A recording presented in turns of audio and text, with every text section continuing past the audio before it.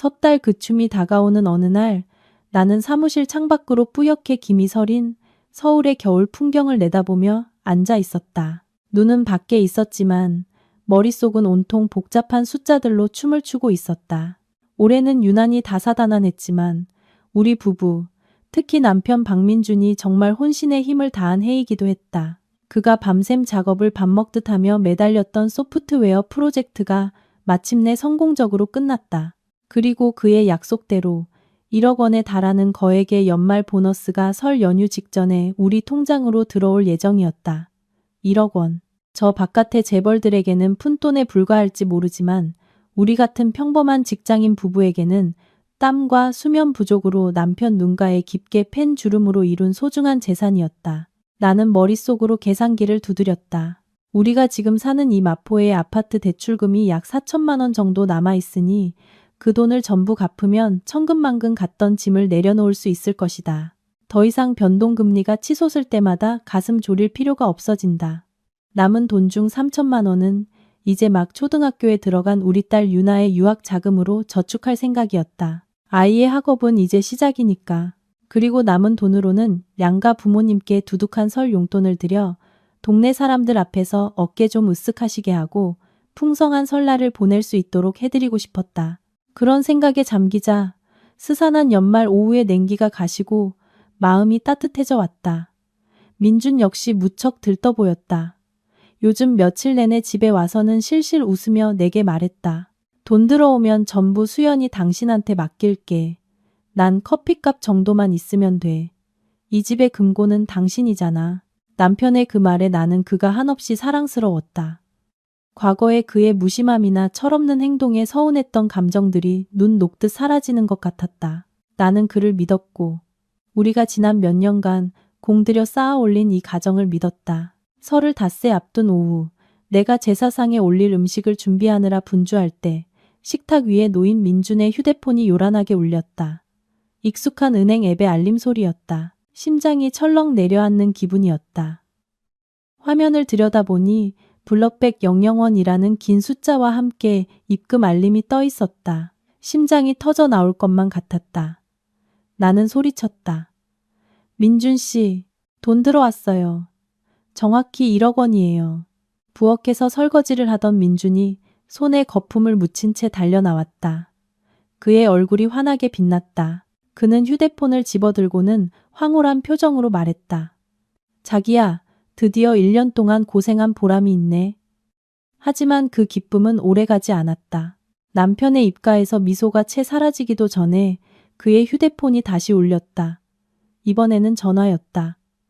화면에는 사랑하는 엄마라는 두 글자가 떠 있었다. 시어머니였다. 민주는 허둥지둥 손을 바지에 닫고 전화를 받았다. 그의 목소리는 들떠 있었다. 어머니, 마침 잘 전화하셨어요. 좋은 소식 알려드리려고 했는데. 나는 옆에 서 있어서 수화기 너머의 목소리는 잘 들리지 않았지만 민준의 표정이 급변하는 것을 볼 수 있었다. 환희는 망설임으로 이내 걱정과 두려움으로 바뀌었다. 그가 어머니 앞에서 늘 보이던 그 주눅든 표정이었다. 그는 나를 힐끗 쳐다보더니 몸을 돌려 목소리를 낮춰 속삭였다. 하지만 네, 알겠습니다. 그런데 수연이가 알겠습니다. 제가 알아서 할게요. 2분도 채 안 되는 짧은 통화였지만 그 통화는 내 기분을 나락으로 떨어뜨렸다. 불길한 예감이 머릿속을 파고들었다. 민준이 전화를 끊었다. 그는 내 눈을 똑바로 쳐다보지 못하고 고개를 숙인 채 무의식적으로 휴대폰 화면만 만지작거렸다. 나는 애써 침착한 목소리로 물었다. 어머니 무슨 일이래요? 왜 그렇게 얼굴이 굳었어요? 민주는 우물쭈물하며 삑사리가 난 목소리로 말했다. 아, 별거 아니야. 어머니가 돈을 잠시 맡아주시겠다고 해서. 점쟁이가 그러는데 올해 내 사주에 돈을 가지고 있으면 안 좋다고. 어머니가 가지고 있어야 돈이 불어난다고 하네. 나는 미간을 찌푸렸다. 너무나 터무니없고 유치한 변명이었다. 하지만 내가 미처 반응하기도 전에 띵동하는 알림 소리가 다시 한번 울렸다. 나는 그의 휴대폰을 낚아챘다. 100원 출금 알림. 이체 내역에는 단 2글자 어머니께라고 적혀 있었다. 나는 잔액이 정확히 0원으로 돌아온 화면을 보며 눈을 의심했다. 우리의 피와 땀, 우리가 그토록 아름다운 계획을 세웠던 그 돈이 눈 깜짝할 사이에 시어머니의 통장으로 날아가 버린 것이다. 나는 고개를 들어 민준을 보았다. 분노를 억누르느라 목소리가 떨렸다. 지금 뭐 하는 거예요? 나랑 상의 한마디도 없이 어머니께 돈을 전부 보냈다고요? 그럼 우리 아파트 대출은요? 유나 학자금은요? 어쩔 셈이에요? 민주는 황급히 내 손을 잡으며 변명했다. 수연아, 진정해. 어머니가 그냥 잠시 맡아주시는 거야. 좋은 날 받아서 다시 우리한테 주신다고 했어. 설 준비하라고. 우리 돈 가져가시는 거 아니니까 걱정 마. 나는 그의 손을 뿌리쳤다. 돈이 아까워서가 아니었다. 나에 대한 존중이 없는 그의 태도, 그리고 어머니 앞에서 한없이 유약하고 어리석기까지 한 그의 모습에 깊은 실망감이 밀려왔다. 그는 32살의 번듯한 IT 개발자이자 한 가정의 가장이었지만 어머니 앞에서는 그저 자기 주장 하나 없는 거대한 어린애일 뿐이었다. 그날 저녁 식사는 무겁고 암울한 분위기 속에서 이어졌다. 식기가 부딪히는 소리가 유난히 날카롭게 들렸다. 민준이 내게 돼지고기 김치찜을 덜어주며 어색하게 웃었다. 자기야, 먹어. 너무 걱정하지 마. 어머니가 돈 관리해 주시는 게 더 좋을 수도 있어. 어른들 말씀은 다 이유가 있는 법이잖아. 밥을 입에 넣었지만 너무 써서 삼킬 수가 없었다. 나는 아무 대꾸도 하지 않고 묵묵히 식사를 마친 뒤 일어서서 식기를 정리했다. 바로 그때 초인종이 요란하게 울리며 방 안에 숨막히는 정적을 깼다. 민준이 황급히 달려가 문을 열었고 그의 놀란 목소리가 들려왔다. 어머니? 민호까지? 아니, 이 시간에 어쩐 일로 예고도 없이. 나는 앞치마에 손을 닦으며 거실로 나갔다. 문 앞에는 시어머니 김여사와 시동생 민호가 떡하니 서 있었다. 김여사는 화려한 모피 코트를 입고 목에는 번쩍이는 금목걸이를 걸고 있었고 얼굴은 짙은 화장으로 뒤덮여 있었다. 민호는 여전히 세상 물정 모르는 한량 같은 태도로 새로 뽑은 듯한 자동차 키를 손가락으로 빙빙 돌리고 있었다. 김 여사는 아들이 권하기도 전에 집 안으로 성큼성큼 들어와 과일 바구니를 식탁 위에 쿵 내려놓으며 쩌렁쩌렁한 목소리로 말했다. 아들, 손녀 보러 오는데 무슨 보고까지 해야 하니? 그나저나 새아가는 어디 갔어? 시어머니가 왔는데 코빼기도 안 비치고 인사 한번 제대로 못해? 나는 긴 한숨을 삼키며 다가가 고개를 숙였다. 어머니 오셨어요. 민호 씨도 안녕하세요. 오실 줄 알았으면 저녁이라도 준비했을 텐데요. 민호가 소파에 몸을 던지듯 앉아 다리를 찻상에 올리며 비꼬듯 웃었다. 형수님 저녁은 무슨요? 저희 방금 고급 레스토랑에서 외식하고 오는 길이에요. 오늘 좋은 일이 있어서 어머니가 한턱 쏘셨거든요. 온 김에 형이랑 형수님한테도 기쁜 소식 전해드리려고요. 기쁜 소식? 내가 민준을 쳐다보니 그 역시 무슨 영문인지 모르겠다는 표정이었다.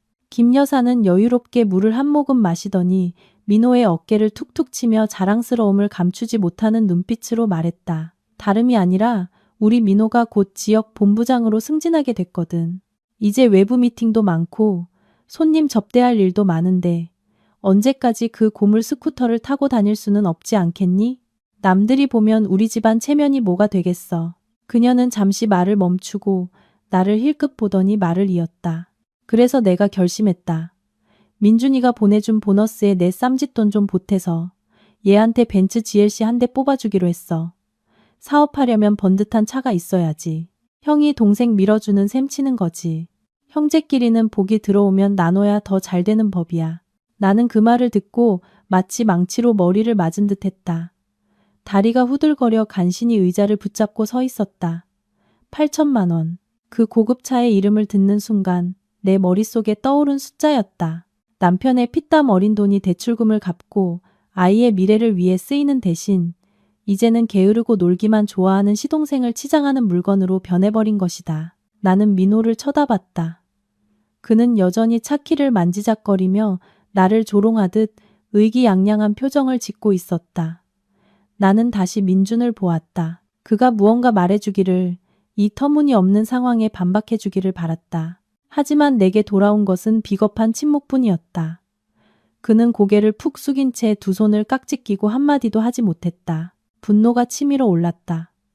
나는 심호흡을 하고 최대한 차분한 목소리를 유지하려 애썼다. 어머니, 민호 씨 차 사주는 건 큰일이지만 그 1억 원은 저희가 대출금 갚고 유나 학비로 쓰려고 계획했던 돈이에요. 어머니께서 그렇게 마음대로 결정해버리시면 만약 은행에서 대출금 상환 독촉이 오면 저희는 어떡하라고요? 김 여사는 내 말을 듣고 얼굴이 굳어졌다. 그녀는 손으로 테이블을 세게 내리치며 쏘아붙였다. 어쭈, 제법인데? 이제 시어머니까지 가르치려 들어? 이 돈은 내 아들이 번 돈이야. 내가 걔 엄마고 누구한테 주든 결정할 권리가 있어. 넌 그냥 며느리일 뿐이야. 어디서 감히 목소리를 높여. 그녀는 벌떡 일어나 내 얼굴에 손가락질하며 말했다. 내가 똑똑히 말해두는데 형제는 팔다리와 같지만 부부는 입다 버리는 옷 같은 거야. 민호는 사업하는데 차가 필요해. 나중에 걔가 성공하면 집안 전체를 일으켜 세울 거라고. 너처럼 자기 것만 챙기려는 이기적인 애랑은 달라. 이 집에서 살기 싫으면 네가 나가. 어디서 가짜는 소리야. 민호도 거들었다. 형수님, 너무 빡빡하게 구시네요. 제가 잠깐 빌려 쓰는 거지 뺏는 거 아니잖아요. 제 프로젝트 하나만 터지면 2배, 3배로 갚아드릴게요. 그때 되면 형수님 입 찢어지실걸요? 나는 그 세 사람을 보았다. 탐욕스럽고 독재적인 시어머니, 뻔뻔하고 기생충 같은 시동생, 그리고 무능하고 유약한 남편. 이 모든 것이 역겨울 정도로 뒤틀린 가족의 자화상을 만들어내고 있었다. 나는 울지도 소리치지도 않았다. 대신 마음이 얼음장처럼 차갑고 고요해졌다. 나는 이 사람들에게 이성적인 대화는 아무런 의미가 없다는 것을 깨달았다. 그들은 나를 가족으로 생각하지 않았다.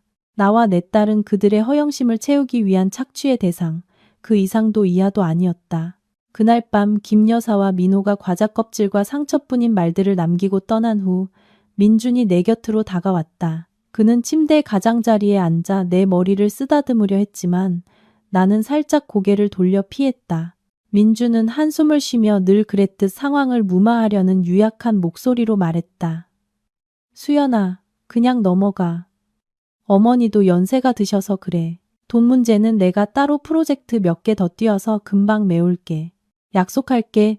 내년부터는 절대 우리 재정에 어머니가 간섭하시게 안 할게. 나는 그에게 등을 돌리고 누웠다. 눈물은 이미 말라버렸고 마음속에는 공허함과 경멸만이 남았다.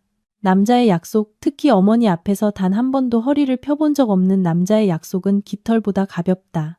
나는 만약 내가 여기서 또 양보하고 내년이라는 말을 믿는다면 1억 원의 보너스뿐만 아니라 이 집, 심지어 내 딸의 미래까지 그들에게 뼈까지 발라 먹힐 것이라는 것을 알았다. 이 아파트는 내가 결혼 전에 산 내 단독 명의의 재산이었다.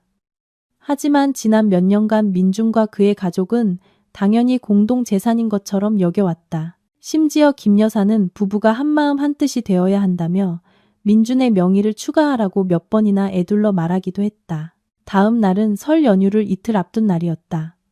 민준은 마지막까지 회사에 출근해야 했다. 현관문이 닫히는 소리를 듣자마자 나는 벌떡 일어났다. 한치의 망설임도 없이 금고로 가서 등기 권리증과 모든 중요 서류를 꺼냈다. 나는 일반 부동산 중개인에게 전화하지 않았다. 그들의 절차는 복잡하고 빨라도 한 달은 좋게 걸릴 것을 알기 때문이었다. 내게는 그럴 시간이 없었다. 나는 예전에 법률 문제로 한 번 도와준 적이 있는 부실 채권 처리와 벤처 투자를 하는 옛 친구 김진우에게 전화를 걸었다. 우리는 동네의 한적한 카페에서 만났다. 진우는 내 이야기를 듣고 놀란 표정을 지었지만 이내 전문가의 얼굴로 돌아왔다. 나는 등기권리증을 테이블 위에 올려놓으며 또렷하게 말했다. 이 아파트 지금 시세가 30억 정도인데 너한테 20억에 넘길게. 조건은 계약금 5억 원을 지금 바로 받고 싶어. 오늘 오후에 바로 등기 이전하고 잔금 치르는 거야. 하지만 돈보다 더 중요한 조건이 있어.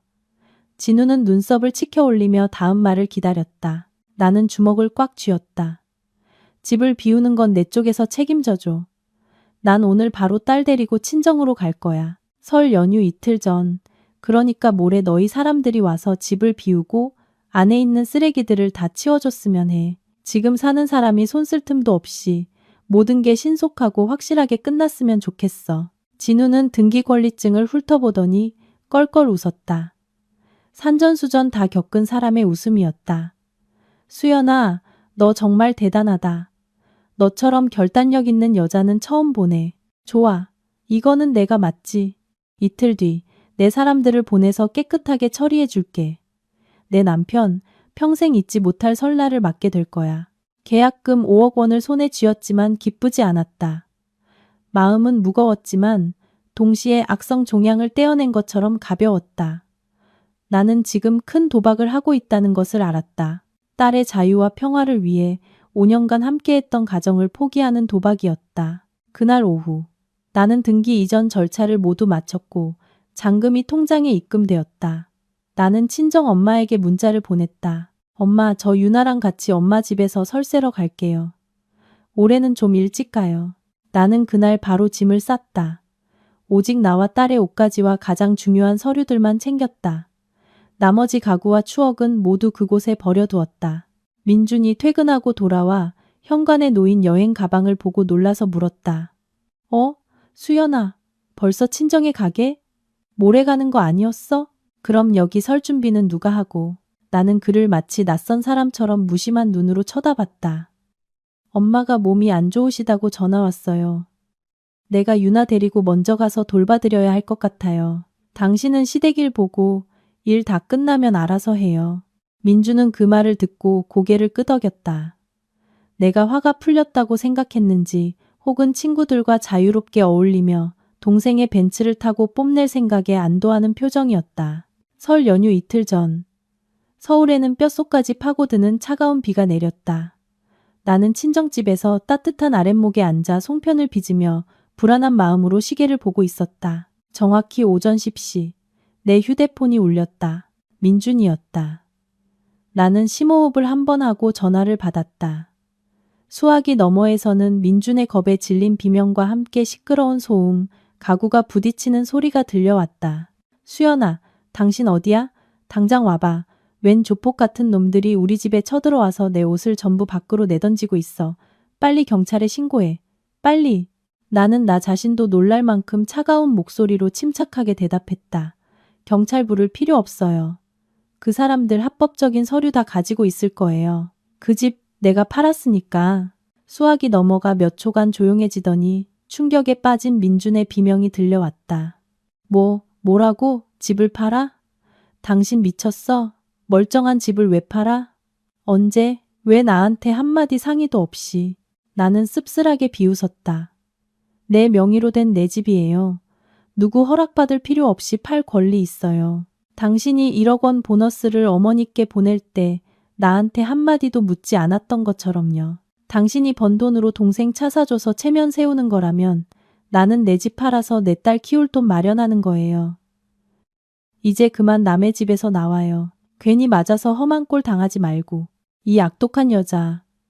당신 남편을 죽일 셈이야. 이 시간에 내가 어디로 가? 돈도 한 푼 없고 집도 없고 설날 앞두고 나를 길바닥으로 내쫓겠다는 거야? 민주는 절망에 차 소리쳤다. 나는 한 글자 한 글자 그의 가슴에 못을 박듯 대답했다.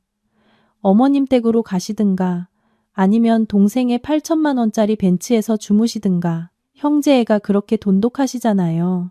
민호 씨가 형을 얼어 죽게 내버려 두진 않겠죠. 그럼 이만. 나는 전화를 끊고 전원을 꺼버렸다.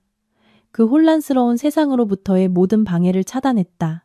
나는 비오는 차가운 거리 한가운데 서서 쓰레기 봉투에 담긴 옷가지를 든 채 한때 당연히 자신의 것이라 여겼던 따뜻한 아파트에서 쫓겨나는 민준의 모습을 상상했다.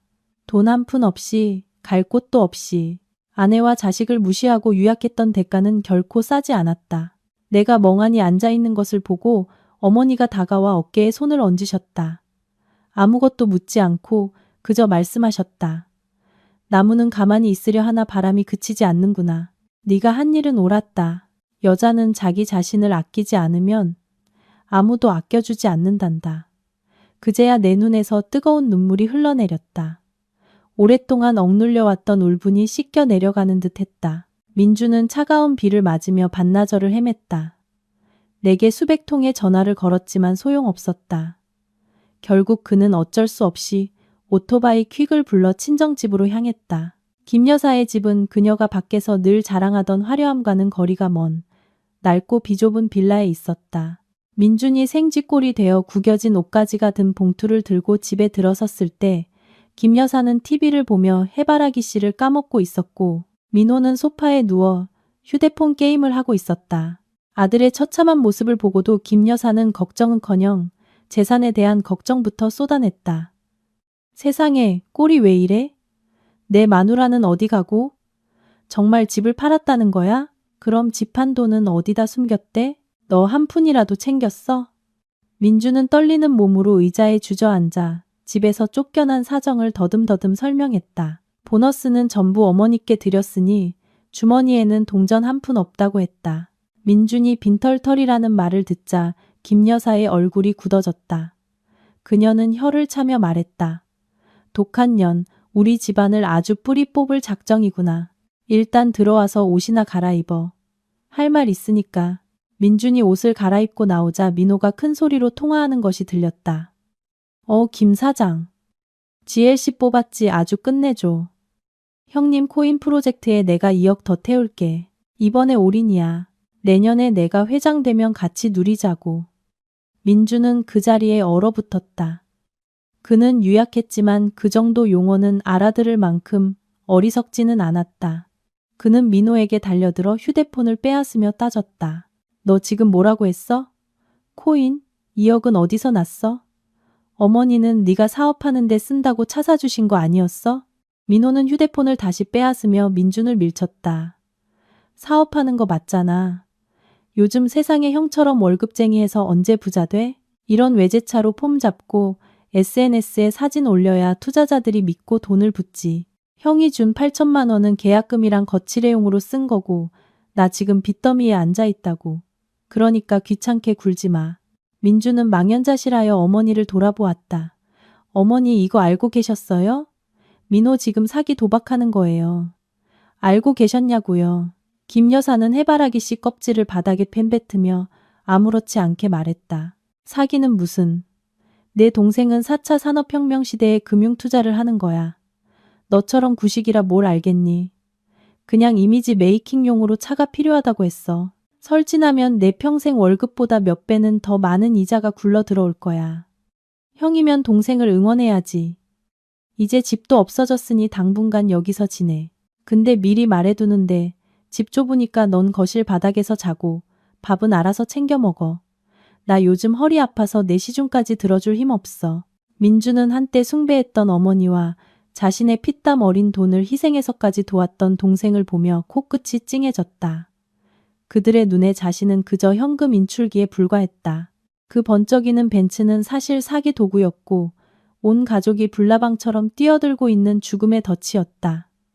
그는 차가운 바닥에 주저앉았다. 따뜻했던 아파트, 아내가 차려주던 뜨끈한 밥상, 딸의 웃음소리가 떠올랐다. 하지만 모든 것은 너무나 멀어져 버렸고 뒤늦은 후회만이 그의 마음을 갉아먹고 있었다. 민준이 친정이라는 이름의 지옥에서 허우적거리는 동안 나와 유나는 친정 엄마 집에서 진정한 평화를 누리고 있었다. 은퇴한 교사이신 우리 엄마는 소박한 단층집에서 꽃과 채소를 가꾸며 살고 계셨다. 집에 돌아오자 무거운 짐을 내려놓은 듯 나는 처녀 시절로 돌아간 것 같았다. 아침 일찍 엄마와 함께 텃밭에 물을 주고 나뭇가지에서 지저귀는 새소리를 들으며 마당에서 뛰노는 딸의 모습을 보니 마음이 한결 가벼워졌다. 마음의 상처가 조금씩 치유되는 기분이었다. 그날 밤 유나를 재우고 나는 엄마와 따뜻한 차를 마시며 마주 앉았다. 나는 엄마에게 모든 것을 털어놓았다. 보너스 이야기부터 차 문제, 그리고 내가 순식간에 집을 팔아버린 일까지. 엄마는 조용히 들으시며 찻잔을 만지작거리셨다. 그분의 눈에는 슬픔과 함께 굳건함이 서려 있었다. 엄마는 나를 꾸짖지도 시댁을 욕하지도 않으셨다. 그저 깊은 한숨을 내쉬며 말씀하셨다. 네가 한 일은 옳았다. 하지만 내 생각에 일은 여기서 끝나지 않을 것 같구나. 탐욕이 과하면 화를 부른다고 했어. 그 집은 지금 돈에 목말라 있는데 네가 갑자기 돈줄을 끊어버렸으니 그들이 널 가만두지 않을 거야. 나는 놀라서 엄마를 쳐다봤다. 하지만 전 별거하고 집도 팔고 연락도 끊었는데요. 그들이 저한테 뭘 더 할 수 있겠어요? 엄마는 찻잔을 내려놓고 내 눈을 똑바로 보며 낮은 목소리로 심각하게 말씀하셨다. 너무 안심하지 마라. 내 친구 중에 은행 다니는 사람이 있는데 얼마 전에 김 여사네 집이 빚이 많다고 흘리듯 말하더구나. 그 집 등기권리증도 은행에 여러 번 담보 잡혔고 지금은 압류될 위기라고 해. 민호라는 애는 코인 사기에 연루돼서 파산했다는 소문도 있고 사채업자들이 찾고 있단다. 그들은 지금 막다른 골목에 몰려 있어. 궁지에 몰린 쥐는 고양이를 무는 법이다. 엄마의 말에 등골이 오싹해졌다. 나는 집을 팔면 모든 게 끝날 거라고, 그 암덩어리를 잘라낼 수 있을 거라고 생각했다. 하지만 나는 겨우 가지를 쳤을 뿐이었다. 탐욕과 궁핍이라는 독한 뿌리는 여전히 퍼져나가며 나와 내 딸을 다잡을 기회만 엿보고 있었다. 엄마는 내 손을 잡으셨다. 주름진 손이었지만 따뜻하고 단단했다. 엄마 말 명심해라. 앞으로 절대 돈과 관련된 서류, 보증, 대출 같은 것에 서명하면 안 된다. 민준이가 애원하든 협박하든 절대 안 돼. 무슨 이상한 낌새가 있으면 바로 엄마한테 말해야 한다. 사람이 궁지에 몰리면 얼마나 악해질지 모르는 법이야. 나는 고개를 끄덕였다. 엄마의 말씀을 뼛속 깊이 새겼다. 엄마의 예언대로 폭풍 전의 거짓 평화는 단 이틀밖에 가지 않았다. 그날 오후 내가 회사에서 연말 보고서와 씨름하고 있을 때 안내 데스크에서 가족이 찾아왔다고 연락이 왔다. 나는 로비로 나가며 불길한 예감에 휩싸였다.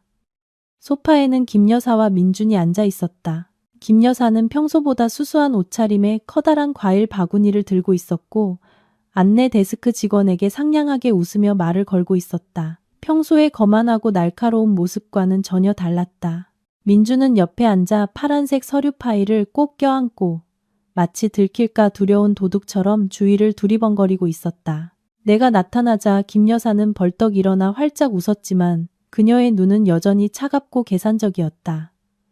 아가, 왜 이렇게 전화를 안 받니? 내가 민준이랑 너랑 유나 보려고 시골에서 과일 좀 가져왔어. 온 김에 할 얘기도 좀 있고. 나는 그들을 사무실로 들이지 않고 맞은편 카페를 가리키며 사무적으로 말했다. 지금 근무 시간이라서요. 어머니랑 민준 씨는 저기 카페에 가서 앉아 계세요. 여긴 사적인 이야기하기 불편해요. 김 여사는 순간 불쾌한 표정을 지었지만 이내 고개를 끄덕이며 민준의 팔을 끌고 나를 따라 나섰다.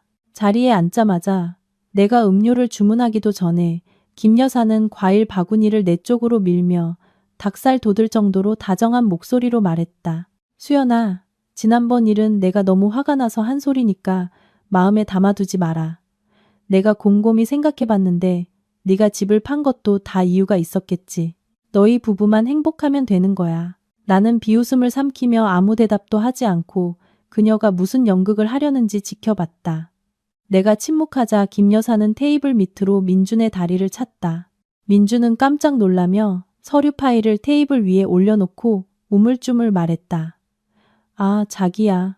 다름이 아니라 부모님 댁 빌라가 재건축을 추진하게 됐는데 주민 동의서에 서명을 받아야 한대. 가족 구성원 서명이 많을수록 더 힘이 실린다고 해서 김 여사가 바로 말을 받았다.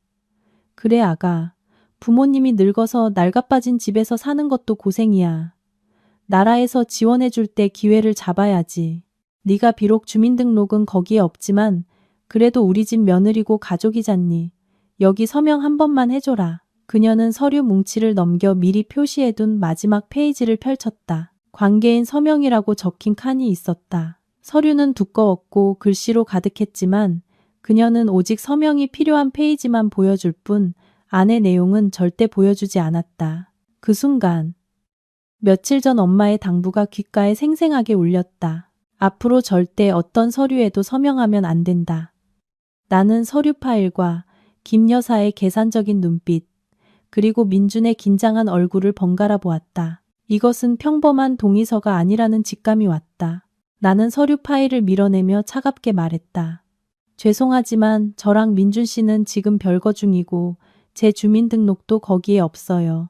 제가 서명하면 효력이 없을 뿐더러 오히려 부모님 일을 망칠 수도 있어요. 김 여사의 얼굴에서 가식적인 미소가 사라졌다. 뭐라고? 별거 하면 이혼한 거야?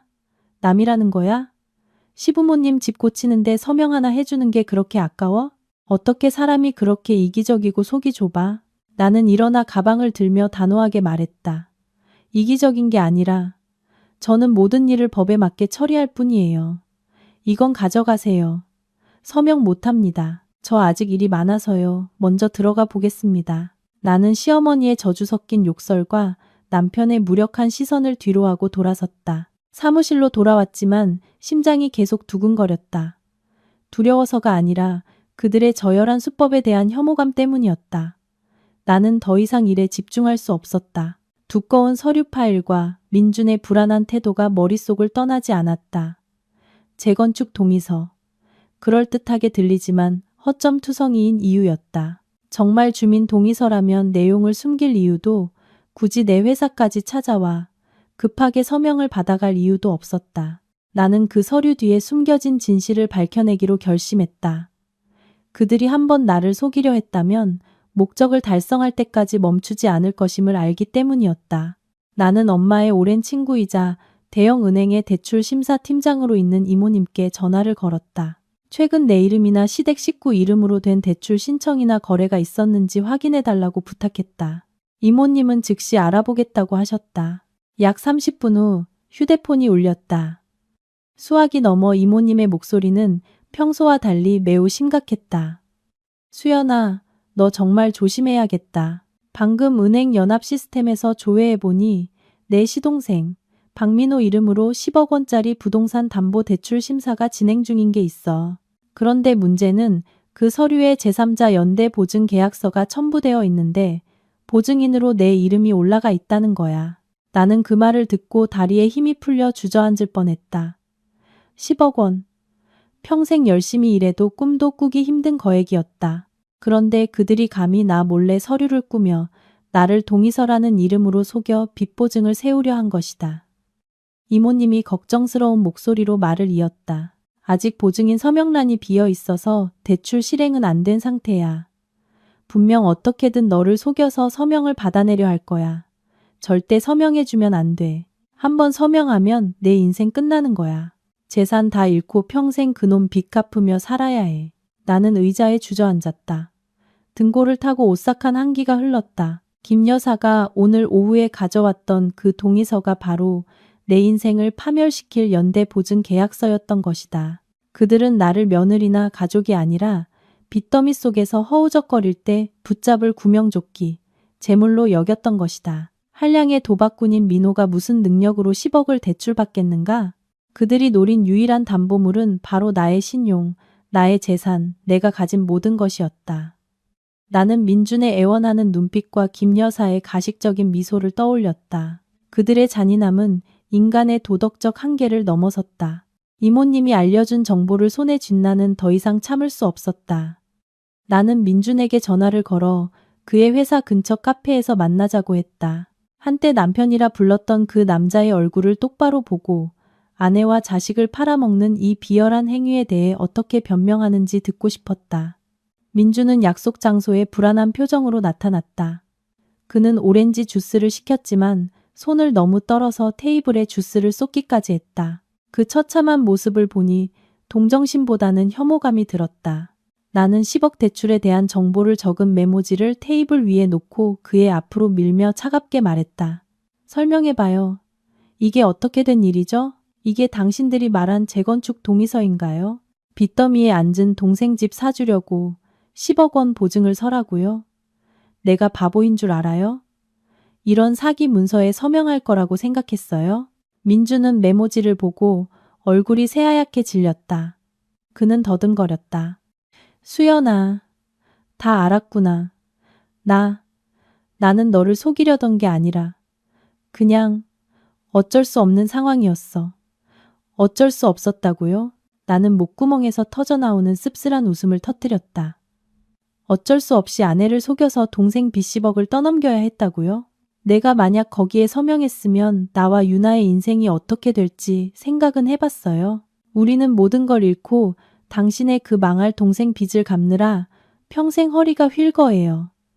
당신은 내 딸의 아빠잖아요. 어떻게 그렇게 잔인할 수가 있어요? 민주는 고개를 푹 숙이고 두 손으로 머리를 감쌌다. 그는 여전히 변명했다. 민호가 사업 자금이 필요해서 가족끼리 어려울 때 도와야지. 어머니가 그냥 형식적인 절차라고 했어. 나중에 민호가 사업 잘 되면 다 갚을 건데 뭐가 문제냐고. 당신이 형수니까 조금만 도와주면 안 되냐고. 조금만 도와줘? 10억이 조금이에요? 나는 테이블을 내리쳤다. 주변 사람들이 모두 우리를 쳐다봤다. 똑똑히 들어요, 박민준 씨. 당신의 그 도움은 어리석음이고 악에 동조하는 거예요. 당신은 어머니를 만족시키고 가족의 체면을 지키기 위해 아내와 자식을 팔아넘길 준비가 되어 있는 사람이야. 당신은 내 남편이 될 자격도 내 딸의 아빠가 될 자격도 없어. 나는 그의 눈에서 뻔뻔함과 어리석음을 보았다. 그는 나를 속인 것을 후회하는 것이 아니었다. 내가 너무 일찍 알아차린 것을 아쉬워할 뿐이었다. 민준이 고개를 들었다. 그의 눈빛은 두려움에서 원망으로 바뀌어 있었다. 당신은 항상 돈. 가족 간의 정은 조금도 없어. 당신이 그때 보증만 서줬어도 우리 집이 이렇게 풍비박산 나지는 않았을 거야. 당신 정말 이기적이야. 그의 말은 내 마음속에 남아있던 마지막 미련마저 끊어내는 칼날 같았다. 나는 일어나 그를 경멸의 눈빛으로 쳐다봤다. 맞아요, 나 이기적이에요. 당신 가족 같은 흡혈귀들로부터 내 딸을 지키기 위해서라면 얼마든지 더 이기적이 될 수 있어요. 이 시간부로 당신과 나는 아무 관계도 없어요. 다시는 나를 찾아와 정을 논하지 마세요. 당신들에게 그 단어는 너무 사치스러우니까. 나는 카페를 나섰다. 얼음이 녹아 밍밍해진 오렌지 주스와 함께 그 유약한 남자를 남겨두고 민준과 만난 후 나는 지친 몸과 마음을 이끌고 친정으로 돌아왔다. 시댁의 궁핍함에 대한 엄마의 경고가 귓가에 맴돌았다. 안전을 위해 모든 것을 다시 확인해야 했다. 그때 엄마의 말이 떠올랐다. 너희 두 사람 공동 재산을 전부 확인해봐라. 예전에 나와 민주는 4천만 원짜리 공동 명의 적금 통장을 가지고 있었다. 지난 몇 년간 둘이 함께 모은 돈으로 나중에 집을 옮기거나 큰일이 있을 때 쓰려고 했던 돈이었다. 통장은 공동 명의였지만 남편을 믿었기에 나는 그가 소액 거래를 할 수 있도록 인터넷 뱅킹 비밀번호를 알려주었다. 불길한 예감에 휩싸여 나는 노트북을 켜고 공동 계좌에 로그인했다. 비밀번호를 한자 한자 누르는데 손이 떨렸다. 내 의심이 틀렸기를 간절히 바랐다. 하지만 화면에 계좌 잔액이 나타났을 때 심장이 쳤는 것 같았다. 잔액, 영원. 나는 눈을 비볐다. 황급히 거래 내역을 클릭했다. 화면에는 차갑고 잔인한 한 줄이 떠 있었다. 이체 40,000원, 수취인 박민호, 내용 빚 상환. 거래일은 이틀 전. 바로 내가 딸을 데리고 친정으로 온 날. 민준이 아내에게 쫓겨난 피해자 행세를 하던 그날이었다. 4천만 원. 우리 가족의 마지막 비상금이 내 피땀 어린 돈이 남편의 손에 의해 몰래 인출되어 그의 동생에게 넘어간 것이다. 빚 상환. 이체 내용에 적힌 네 글자가 모든 것을 말해주고 있었다. 민주는 동생의 빚 문제를 몰랐던 것이 아니었다. 그는 모든 것을 알고 있었고 심지어 공모자였다. 그는 아내와 자식의 마지막 남은 돈까지 긁어모아 도박꾼 동생의 밑빠진 독에 쏟아부으면서 입으로는 아내와 자식을 사랑한다고 돌아와 달라고 연극을 하고 있었던 것이다. 나는 노트북을 덮었다. 억누를 수 없는 눈물이 터져나왔다. 이 배신은 그가 1억 원 보너스를 넘겼을 때나 보증을 서달라고 속였을 때보다 더 고통스러웠다. 1억 원은 어쨌든 그가 번 돈이었다. 하지만 이 4천만 원 중 절반은 내 땀이 밴 돈, 내가 먹고 싶은 것, 입고 싶은 것을 참아가며 딸의 미래를 위해 한 푼 두 푼 모은 돈이었다. 그는 무심한 남편일 뿐만 아니라 도둑이었다. 착한 남편이라는 가면을 쓴 합법적인 도둑. 나는 어둠 속에서 처마 끝에 떨어지는 빗소리를 들으며 앉아 있었다. 마음이 그 어느 때보다 시렸다. 민준에 대한 마지막 신뢰가 산산조각 났다. 나는 눈물을 닦고 대학 동창인 최 변호사에게 전화를 걸었다. 내 목소리는 밤의 정적을 뚫고 이상할 정도로 차분하고 단호하게 울려 퍼졌다. 최 변호사, 나야. 이혼 소송 준비 좀 해줘. 재산 분할 청구 소송도 같이. 최대한 빨리 진행하고 싶어. 4천만 원의 공동적금이 시동생의 주머니로 사라진 것을 발견한 후 나는 넋나간 사람처럼 차가운 노트북 화면만 멍하니 바라보았다. 시댁의 탐욕이 현재의 숫자에만 머물지 않을 것이라는 것을, 그것은 마치 끝이 보이지 않는 깊은 동굴과 같다는 것을 깨달았다. 그리고 나는 그 동굴이 얼마나 깊은지 알아야만 대처할 수 있었다.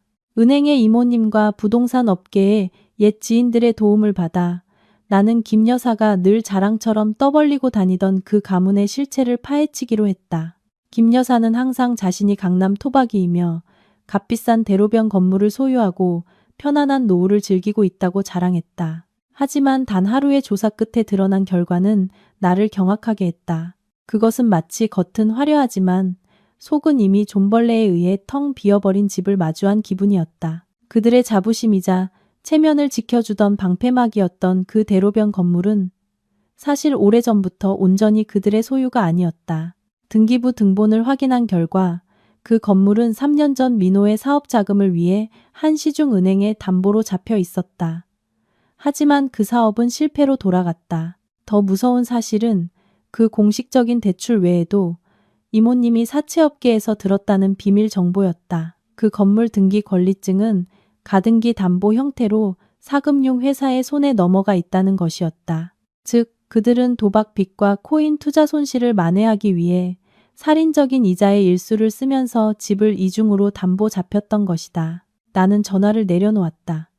등골을 타고 오싹한 한기가 흘렀다. 그들은 거대한 빚더미 위에서 살면서 마치 심연 위에서 줄타기를 하면서도 태연한 척하고 있었던 것이다. 그 번쩍이는 벤츠, 명품 옷, SNS에 올리는 화려한 식사 사진들은 모두 썩어 문드러진 속을 가리기 위한 거칠애에 불과했다. 그들은 차가 필요했던 것이 아니라 다른 순진한 투자자들을 속여 자금을 유치하고 돌려막기를 하기 위한 보여주기가 필요했던 것이다. 그리고 그들의 며느리는 다른 모든 돈줄이 막혔을 때 그들이 노린 가장 만만한 먹잇감이었다. 그들은 10억이라는 거액의 대출 보증을 세워 은행 빚을 갚고 일수이자를 막기 위해 나처럼 신용이 깨끗하고 실물 자산이 있는 사람이 필요했던 것이다. 만약 내가 어리석게 그 서류에 서명했다면 나와 내 딸은 그들과 함께 진흙탕 속으로 끌려 들어가 평생 노예처럼 일해도 갚지 못할 빚을 대신 짊어졌을 것이다. 연말이 다가오면서 거리 곳곳에는 설 분위기가 가득했다. 하지만 김여사네 가족에게는 아마도 가장 춥고 끔찍한 설이 되었을 것이다. 사고 소식은 설을 이틀 앞둔 새벽, 내가 엄마와 함께 네모반 듯한 전을 부치고 있을 때 전해졌다. 부부 공동의 친구에게서 온 문자 메시지에는 누구라도 경악할 만한 사고 현장 사진이 첨부되어 있었다. 민호의 새 자랑거리였던 번쩍이는 벤츠 GLC가 이제는 앞부분이 형체를 알아볼 수 없을 정도로 찌그러진 고철 덩어리가 되어 있었다. 중앙 분리대를 들이받고 갓길에 주차된 트럭 후미를 들이박은 후였다. 민호는 다리 골절과 다발성 외상으로 위중한 상태로 응급실에 실려갔다. 하지만 진짜 비극은 그의 혈중 알코올 농도 검사 결과에 있었다. 그는 사업 파트너들과의 화려한 송년회 후 만취 상태로 운전을 했던 것이다. 이는 보험사가 차량 수리비와 피해 보상금 전액 지급을 거부할 것이라는 의미였다. 이제 그들은 집을 다 팔아도 감당하기 어려운 거액의 빚을 떠안게 되었다. 비극은 거기서 그치지 않았다. 도미노처럼 불행이 연이어 닥쳤다. 민호가 사고로 입원했다는 소식을 듣자마자 그의 외제차 타는 젊은 대표라는 허울을 믿고 코인 프로젝트에 돈을 투자했던 채권자들이 위험을 감지했다. 그들은 병문안이 아닌 빚 독촉을 위해 병원 앞으로 몰려들었다. 욕설과 고함이 복도에 울려 퍼져 의사와 보안 요원들이 겨우 그들을 막아야 했다. 화려한 가면이 찢겨지고 사기꾼 회장님의 맨얼굴이 드러난 것이다. 들리는 말에 의하면 김 여사는 수술비 청구서를 보고 문신을 한 험악한 인상의 남자들이 병원 밖에서 서성이는 것을 보고는 응급실에서 졸도했다고 한다. 그녀는 울부짖으며 남편과 아들의 이름을 부르다가 민준에게 달려들어 왜 동생을 제대로 돌보지 못했냐고, 왜 이 지경이 되도록 내버려뒀냐고 그를 원망하며 핥히었다고 한다. 민주는 고개를 푹 숙인 채 무력감과 절망감에 빠져서 있었다. 그 역시 자신의 유약함이 낳은 피해자였지만 그 순간 누구도 그를 동정할 여유가 없었다. 휴대폰 화면 속에 찌그러진 차 사진을 보며 나는 통쾌함보다는 인과응보에 대한 깊은 생각에 잠겼다. 남의 피땀으로 얻은 돈, 허영심을 채우기 위해 쓴 돈은 조만간 가장 잔혹한 방식으로 연기처럼 사라지기 마련이다. 우리 가족에게 따뜻한 설을 안겨줄 수 있었던 남편의 8천만 원은 이제 무가치한 고철 덩어리가 되었고 한 가족의 몰락을 예고하고 있었다. 나는 휴대폰을 끄고 엄마를 돌아보며 나지막이 말했다. 엄마, 올해 우리 집 전에는 고기 좀 더 넉넉하게 넣어요. 그동안 고생했던 거 보상받아야죠. 그렇게 정신없는 와중에 내 휴대폰이 다시 울렸다. 화면에는 잊고 싶었던 이름, 시어머니가 떠 있었다. 나는 한참을 망설이다 전화를 받았다. 미련이 남아서가 아니라 그녀가 또 얼마나 뻔뻔한 말을 할 수 있는지 듣고 싶어서였다. 수화기를 귀에 대자마자 김 여사의 처절한 울음소리가 병원의 소음과 함께 들려왔다. 수연아, 아가, 민호 좀 살려줘. 걔 다리가 부러졌어. 의사가 당장 수술 안 하면 평생 장애인으로 살아야 한대. 그런데 빚쟁이들이 병원을 둘러싸고 있어서 꼼짝도 못하겠어. 돈 나올 구멍이 하나도 없어. 나는 차갑고 냉정한 목소리로 대답했다. 그게 저랑 무슨 상관이죠, 어머니? 저랑 민준 씨는 별거 중이고 재산도 이미 나눴어요. 민준 씨가 드린 돈은 어머니께서 알아서 쓰셨잖아요. 김 여사는 순간 말을 멈추더니 이내 익숙한 명령조의 날카로운 목소리로 소리쳤다. 너 지금 뭐라고 했어? 네가 형수인데 동생이 죽어가는 걸 보고만 있겠다는 거야? 너 옛날에 모아둔 적금이나 결혼 예물 있잖아. 그거 팔아서라도 동생 수술비 대. 너 집 한 돈은 또 얼마나 돼? 어디다 숨겼어? 당장 가져와. 민호한테 무슨 일 생기면 너 가만 안 둬. 그 터무니없는 말에 실소가 터져 나왔다. 어머니, 정말 재밌으시네요. 집 한 돈은 제 돈이고 유나 미래를 위해 쓸 거예요. 결혼 예물이요? 작년에 민호 씨가 여자친구한테 잘 보이려고 어머니께서 빌려가셨잖아요. 아직 한 푼도 안 갚으셨는데요. 어머니께는 8천만 원짜리 벤츠가 있잖아요. 그거 고철로 팔아서 수술비 하시죠. 제 남편 돈으로 차 사실 때 제 의견 물어보셨어요? 어머니 손녀 생각은 하셨고요. 김 여사는 수화기 너머에서 고함을 질렀다. 이 독한 년, 너 우리 집안이랑 연을 끊겠다는 거지? 똑똑히 들어. 너 돈 안 가져오면 나도 가만 안 있어. 내 친정집에 쳐들어가서 들어놓을 거야. 온 동네 사람들이 네가 얼마나 불효막심한 며느리인지 알게 해줄 테다. 그녀의 협박은 더 이상 나를 두렵게 하지 못했다. 그저 뒤틀린 인격에 대한 경멸만 깊어질 뿐이었다. 오시고 싶으면 오세요. 하지만 저희 집에는 CCTV가 설치되어 있어요. 행패 부리시면 업무 방해죄로 경찰에 신고할 겁니다. 그리고 돈은 사기꾼들에게 줄 돈은 단 한 푼도 없어요. 그럼 이만. 나는 단호하게 전화를 끊고 그녀의 번호를 차단했다. 끝없이 이어지는 통화 종료음은 나와 그 가족 사이의 마지막 연결고리를 끊어내는 소리 같았다. 나의 단호한 거절은 김 여사의 가족을 벼랑 끝으로 내몰았다. 돈을 빌릴 곳도 없고 빚쟁이들에게 포위당하고 병원에서는 수술비를 독촉했다. 그들은 마치 상처 입은 짐승처럼 미친 듯이 탈출구를 찾았다. 나는 그들이 좁은 병실 구석에서 무슨 모의를 했는지 직접 보지는 못했지만 내게는 귀와 눈이 있었다. 친척 중 유일하게 양심과 분별력을 유지하고 있던 민준의 사촌 동생이 그날 밤 내게 몰래 경고 전화를 해왔다. 수화기 너머 동생의 목소리는 누가 들을까 두려운 듯 떨리고 있었다. 형수님, 정말 조심하셔야 해요. 방금 큰어머니랑 민준이 오빠가 뭔가 무서운 얘기를 하는 걸 엿들었어요. 큰어머니가 막다른 길에 몰렸으니 위험한 짓이라도 해야 한다고. 민준이 오빠한테 형수님 혼인관계 증명서 이용해서 형수님 서명을 위조한 다음 10억 대출 서류를 만들라고 부추기고 있었어요. 나는 그 말을 듣고 손발이 차가워졌다. 그들의 사악함을 예상했지만 이 정도로 대놓고 불법을 저지를 줄은 몰랐다. 동생이 걱정스러운 목소리로 말을 이었다. 민준이 오빠도 처음에는 무서워했어요. 그렇게 하면 감옥 간다고. 그런데 큰어머니가 엄청 우셨대요. 지금 그렇게 안 하면 민호 오빠도 죽고 사채업자들한테 온 가족이 죽는다고. 은행도 서류만 완벽하고 담보 형수님 집만 확실하면 서명 위조 정도는 눈 감아줄 거라고. 책임질 사람만 있으면 된다고. 오늘 밤에 당장 만들어서 내일 아침 일찍 서류를 접수해야 한다고 민준이 오빠를 압박했어요. 나는 휴대폰을 꽉 쥐었다. 식은땀이 흘렀다. 민준이 며칠간 조용했던 것은 반성하고 있어서가 아니라 양심과 맹목적인 순종 사이에서 갈등하고 있었기 때문이었다. 그리고 결국 그는 어머니와 동생의 편에 서서 아내를 해치기 위해 범죄자가 되는 길을 선택한 것이다. 그는 유약할 뿐만 아니라 그의 내면에 있던 최소한의 선함마저 어머니의 탐욕과 어리석음에 완전히 잠식당해 버렸다. 10억 원. 만약 그들의 계획이 성공한다면 나는 하루아침에 빚더미에 앉게 될 것이고 내 유일한 재산인 집한 동그들은 아직 팔리지 않았다고 생각하는 압류될 것이다. 나와 내 딸의 인생은 암흑 속으로 빠져들 것이다. 나는 심호흡을 하며 동생에게 말했다. 알려줘서 고마워. 나는 괜찮아. 너는 아무것도 모르는 척해. 내 안전을 위해서라도 내가 알아서 처리할게. 전화를 끊고 엄마를 보았다.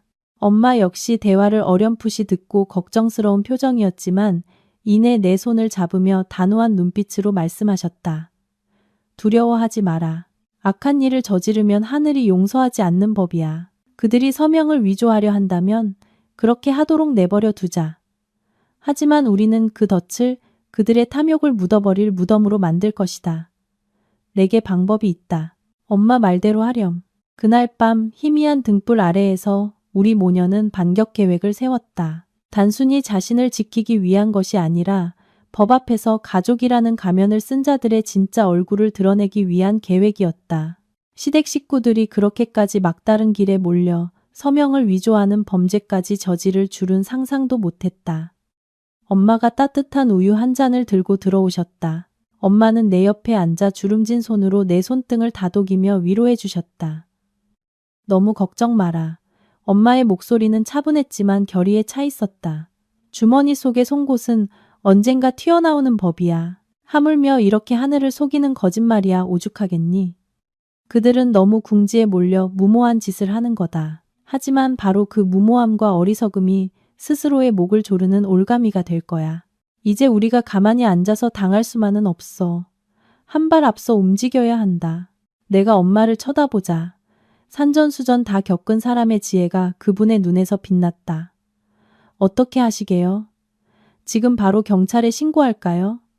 엄마는 고개를 저으셨다. 지금 신고해봤자 확실한 증거가 없어. 아직 서류를 제출한 것도 사기 행각이 성공한 것도 아니니 기껏해야 경고 조치로 끝날 거야. 우리에겐 빼도 박도 못할 증거, 바로 그들의 입에서 나오는 자백이 필요해.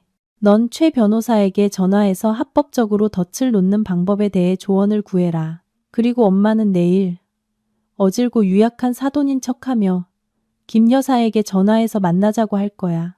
내가 한 발 물러서는 척, 아이들을 위해 중재에 나서는 척해서 그 여자가 경계심을 풀고 속내를 다 털어놓게 만들 거다. 다음 날 아침, 계획대로 엄마는 떨리는 손으로 김 여사에게 전화를 걸었다. 나는 옆에서 스피커폰을 켜고 녹음 준비를 했다.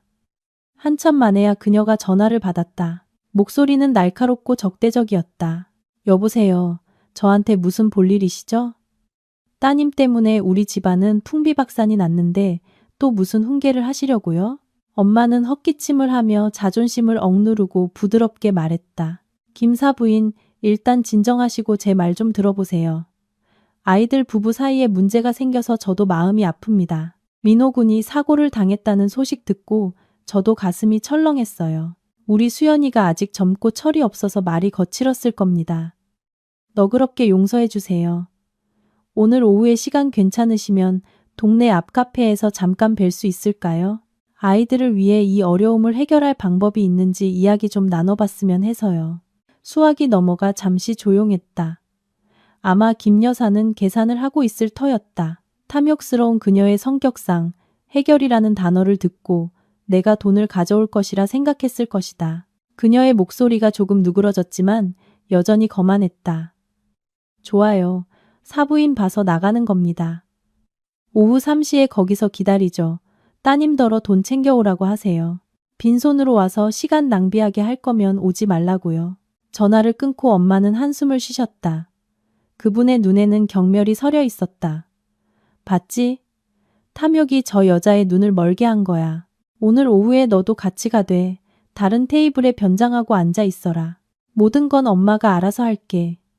나는 엄마를 보며 무한한 감사함을 느꼈다. 평생 분필만 잡고 살아오신 순한 엄마가 딸을 지키기 위해 연기를 하고 사기꾼들과 맞서야만 했다.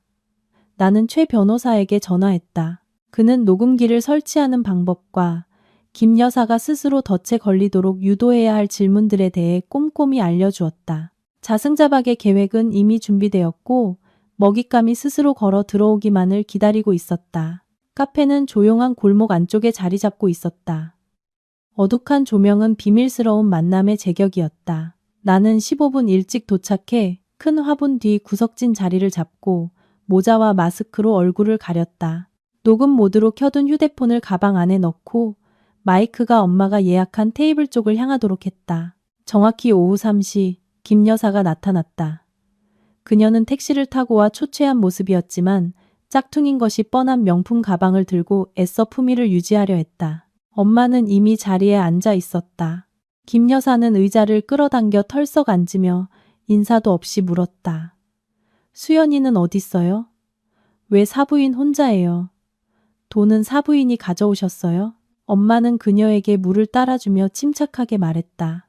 수연이는 몸이 안 좋아서 못 왔어요. 제가 온 건 민호군 상태는 어떤지, 빚은 또 얼마나 되길래 그런 무모한 짓까지 하려는지 여쭤보고 싶어서요. 듣자 하니 수연이 서명이 필요한 담보대출을 받으려 하신다면서요. 김 여사는 물을 한 모금 마시고는 비웃었다. 어이구, 귀도 밝으시네. 맞아요. 민호 목숨 갚하고 우리 집안 명예를 지키기 위해 10억 대출받는데 그의 서명이 필요해요. 그런데 따님이 너무 독해서 서명을 안 해주네요.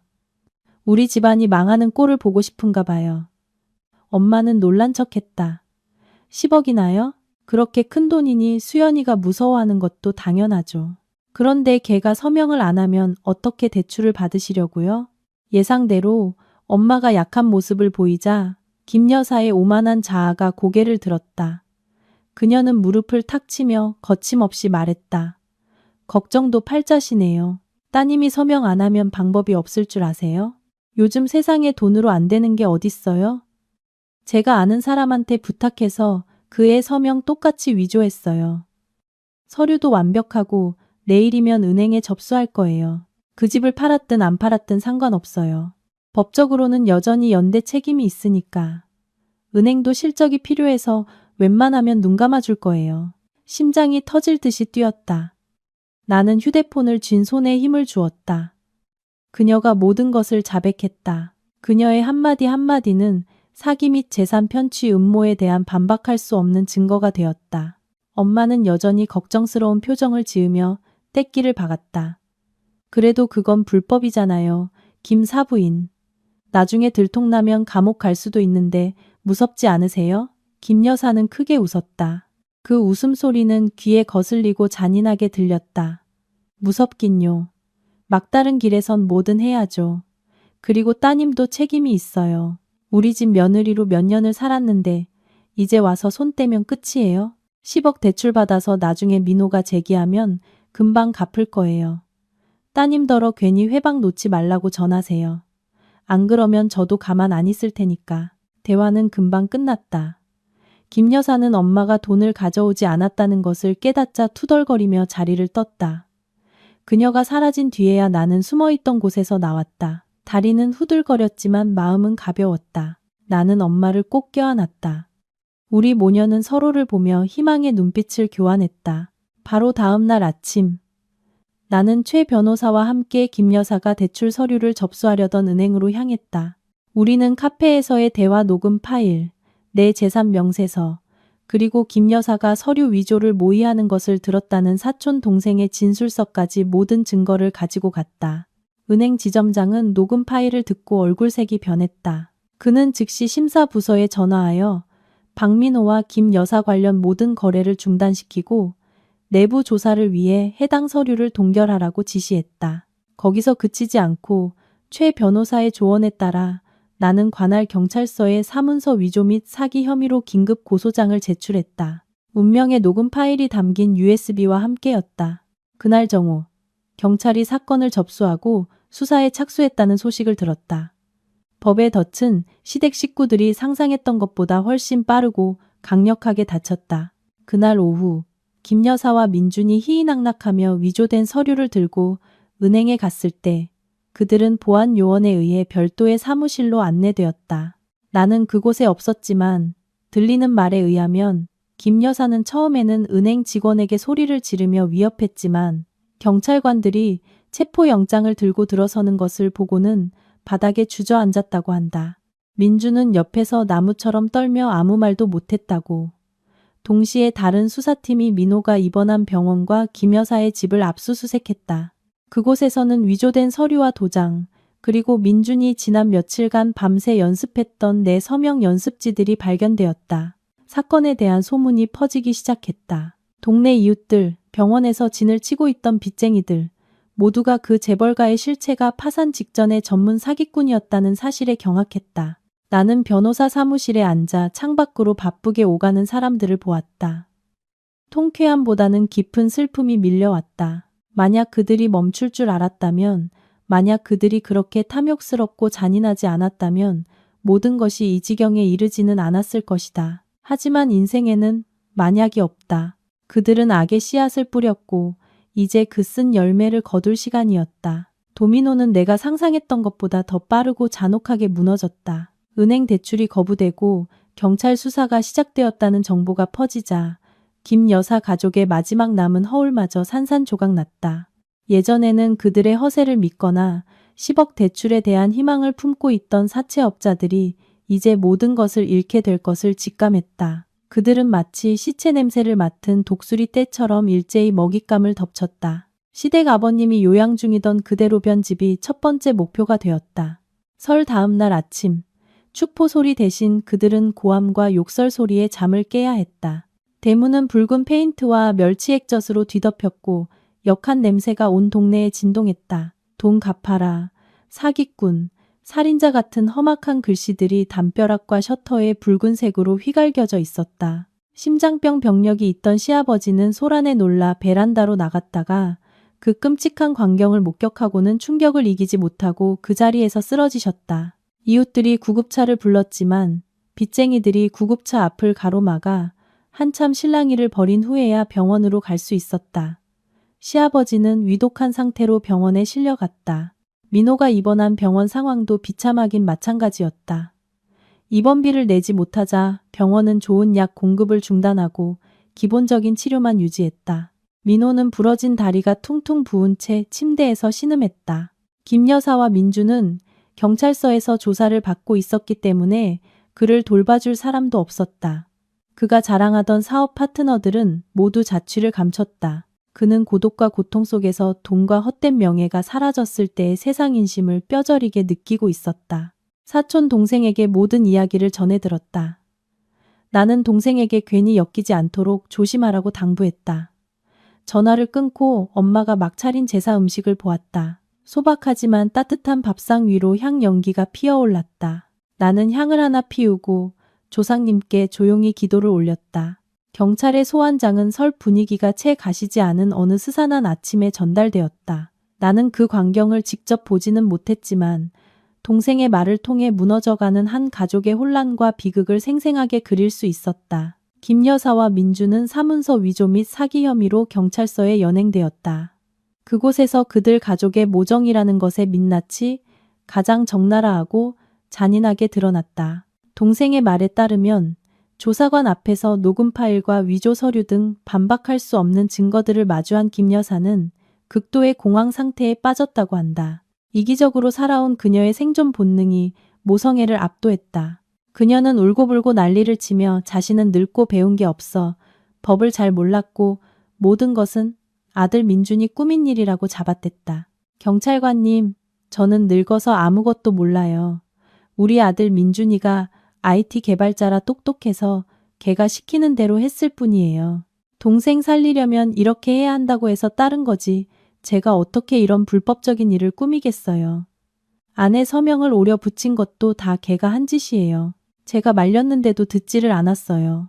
그녀는 울면서 옆자리에 움츠리고 앉아있는 유약한 아들에게 손가락질하며 모든 죄를 떠넘겼다. 그녀는 민준이 모든 죄를 뒤집었으면 자신은 풀려나 병원에 누워있는 애지중지하는 막내 아들 민호를 돌볼 수 있을 거라 생각한 것이다.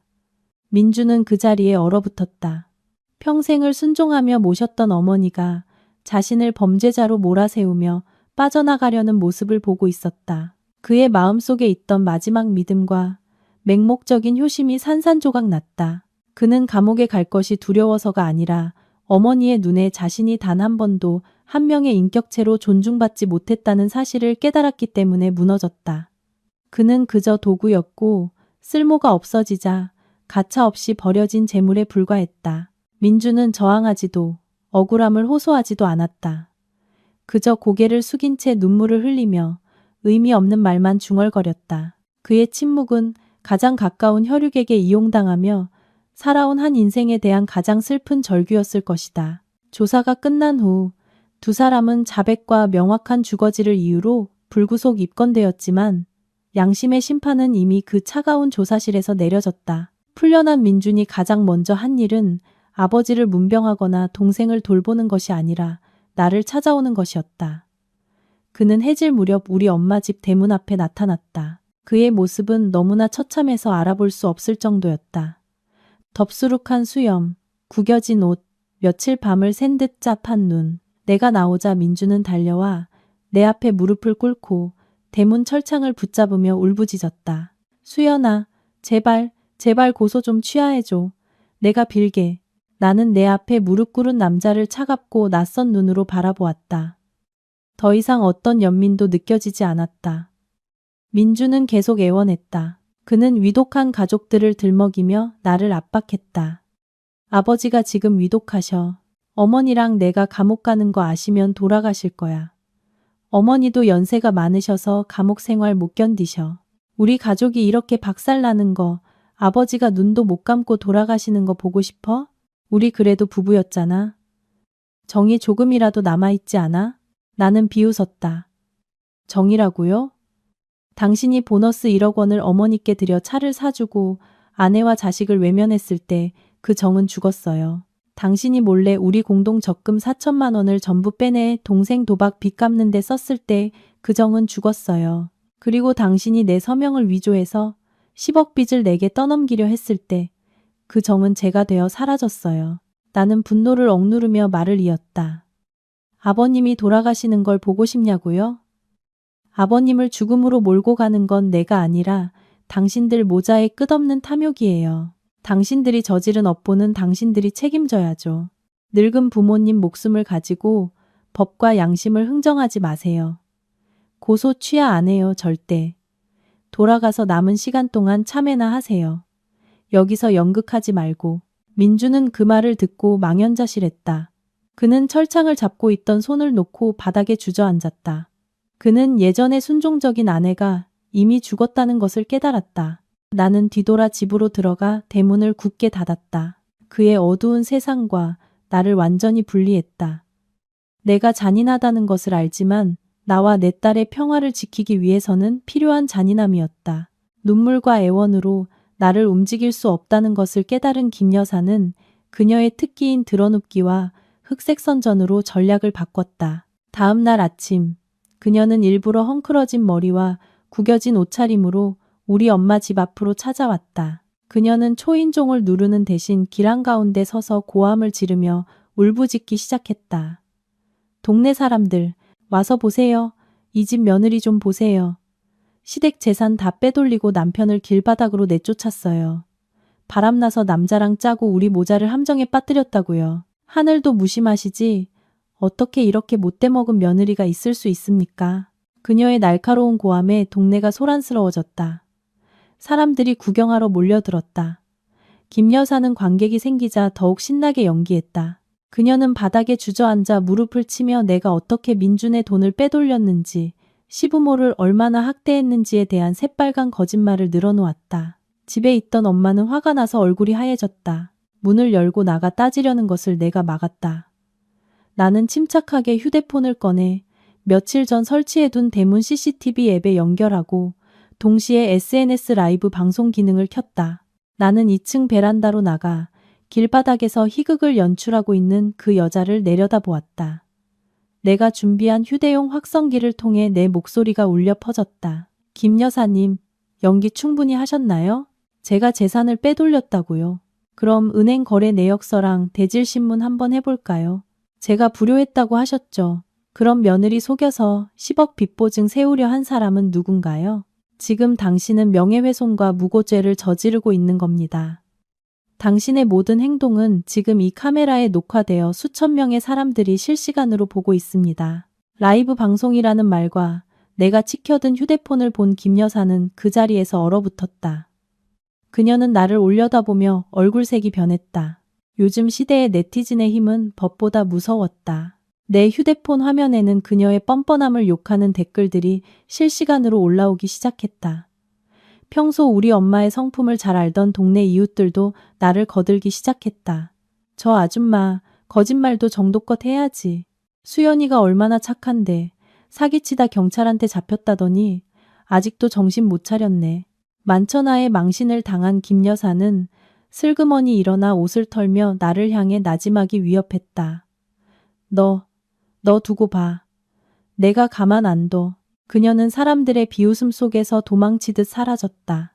나는 라이브 방송을 끄고 영상을 증거로 저장했다. 이를 키우고 싶지는 않았지만 염치를 모르는 사람들에게는 공개와 투명성이 입을 다물게 하는 가장 좋은 무기였다. 한 달 후 이혼 재판이 열렸다. 법정에서 민주는 마지막 희망을 버리지 못하고 내가 판 아파트 대금의 절반을 요구했다. 하지만 최 변호사는 내가 결혼 전에 아파트 대금의 95%를 이미 지불했다는 증거와 민준이 공동 적금 4천만 원을 몰래 인출했다는 증거를 제출했다. 민준은 아무런 반박도 하지 못했다.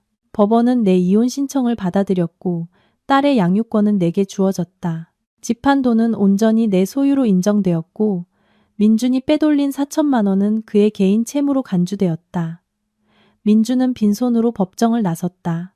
아내, 딸, 집, 명예 그리고 곧 자유까지 잃게 될 터였다. 나는 그의 굽은 등을 보며 어떤 원망도 없이 그저 오랫동안 나를 짓누르던 무거운 돌덩이를 내려놓은 듯한 해방감을 느꼈다.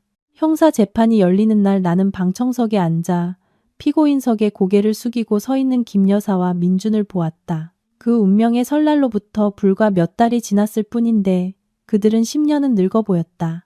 김 여사는 10년형을, 민준은 집행유예 3년을 선고받았다.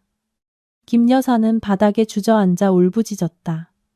법정을 나서며 나는 깊은 숨을 내쉬었다. 악몽 같았던 시간이 끝났다. 김 여사는 감옥에서 탐욕의 대가를 치를 것이고 민준은 전과자라는 낙인을 평생 안고 살아가야 할 것이다. 모든 비극의 시작이었던 민호는 장애를 얻은 다리와 거액의 빚이라는 인과응보의 벌을 받고 있었다. 모든 법적 절차가 끝난 후 나는 모아둔 돈으로 오랫동안 꿈꿔왔던 일을 시작했다. 조용한 거리에 작은 공간을 얻어 새로운 시작이라는 이름의 인테리어 디자인 스튜디오를 열었다. 그 이름처럼 나는 과거의 잿더미 위에서 다시 태어났다. 처음에는 힘들었지만 나는 밤낮으로 일하며 스튜디오를 키워나갔다. 더 이상 시어머니의 눈치를 보거나 남편의 배신을 두려워할 필요가 없었다. 내가 버는 모든 돈은 깨끗했고 나와 내 딸의 삶에 진정한 가치를 더해주었다. 유나는 새로운 환경에서 더 밝고 명랑한 아이로 자랐다. 어느 날 아이는 나와 외할머니 그리고 자신이 함께 손을 잡고 활짝 웃는 그림을 그려 내게 선물했다. 스튜디오는 점점 안정되었고 나의 진심 어린 디자인은 입소문을 타기 시작했다. 한때 이혼의 아픔을 겪었던 한 여성 사업가 고객은 내 디자인을 보고 눈물을 글썽이며 말했다. 수연 씨의 디자인에서는 평온함이 느껴져요. 아마 폭풍우를 겪어본 사람만이 이렇게 깊은 평온함을 만들어낼 수 있겠죠. 나는 여성이 해로운 결혼 생활에서 벗어나는 것이 끝이 아니라 진정한 자신을 되찾는 기회라는 것을 깨달았다. 하지만 평화는 길지 않았다. 어느 날 저녁, 술에 취한 민준이 스튜디오에 난입했다. 그는 비틀거리며 내게 다가와 소리쳤다. 네가 우리 가족의 고통 위에서 행복하게 사는 게 양심에 찔리지도 않아?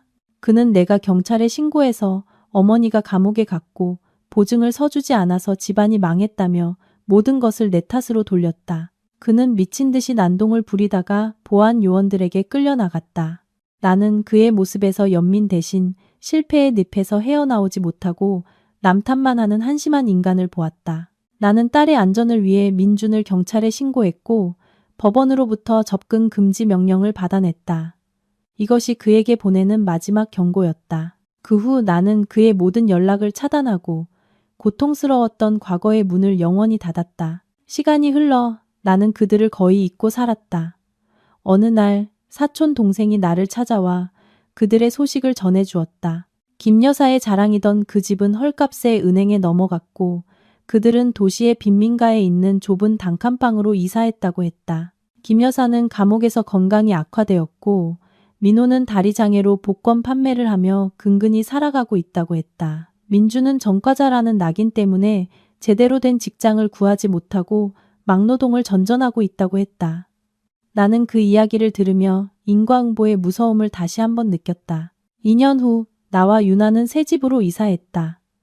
새로운 시작 스튜디오에서 번 돈으로 마련한 햇살이 가득 들어오는 넓고 멋진 아파트였다. 유나는 이제 초등학교 3학년이 되어 있었다. 어느 날 밤 딸은 내 품에 안겨 물었다. 엄마, 왜 그렇게 힘들게 일해요? 나는 딸의 머리를 쓰다듬으며 말했다. 엄마는 돈을 벌어서 선택할 수 있는 권리를 갖고 싶은 거야.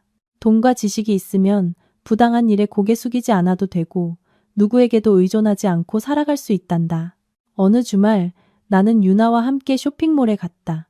쇼핑몰 옆 공사장에서 막노동꾼들이 나왔다. 나는 무심코 그들을 지나치려다 그들 중 한 남자와 눈이 마주쳤다. 먼지와 땀으로 범벅이 된 얼굴, 그는 민준이었다. 고급스러운 옷차림의 나와 깨끗하고 예쁜 딸, 그리고 초라한 노동자의 모습을 한 우리의 처지는 극명하게 대비되었다. 민준은 충격과 수치심에 황급히 고개를 돌렸다. 유나가 내게 물었다. 엄마, 저 아저씨 누구예요? 나는 딸의 손을 꼭 잡고 아무렇지 않게 대답했다. 아니야, 그냥 지나가는 사람이야. 나는 그를 지나쳐갔다. 더 이상 그에 대한 어떤 감정도 남아있지 않았다. 섣달그신 밤. 나는 엄마와 함께 새집 베란다에 앉아 멀리서 터지는 불꽃놀이를 보았다. 3년 전에 눈물과 분노로 가득했던 그 밤과는 달리 모든 것이 평화로웠다. 엄마가 말씀하셨다. 인생은 공평하단다. 뿌린 대로 거두는 법이지. 그들은 자신들의 행동에 대한 대가를 치렀으니 더 이상 원망할 필요 없다. 최고의 복수는 그들의 불행을 보는 것이 아니라 우리가 눈부시게 행복하게 사는 거야. 나는 밤하늘을 보며 미소 지었다. 나는 더 이상 과거의 유약한 여자가 아니었다. 나는 내 인생의 주인이었다. 어쩌면 언젠가 새로운 사랑이 찾아올지도 모른다. 하지만 그렇지 않더라도 나는 내 딸과 함께 씩씩하고 행복하게 살아갈 것이다. 자정을 알리는 종소리가 울렸다. 나는 두 손을 모아 가족의 평안을 기원했다. 과거는 문 뒤로 사라졌고 내 앞에는 새로운 길이 활짝 열려 있었다. 행복은 목적지가 아니라 선한 마음과 자유로운 영혼으로 굴곡을 헤쳐나가는 여정 그 자체였다.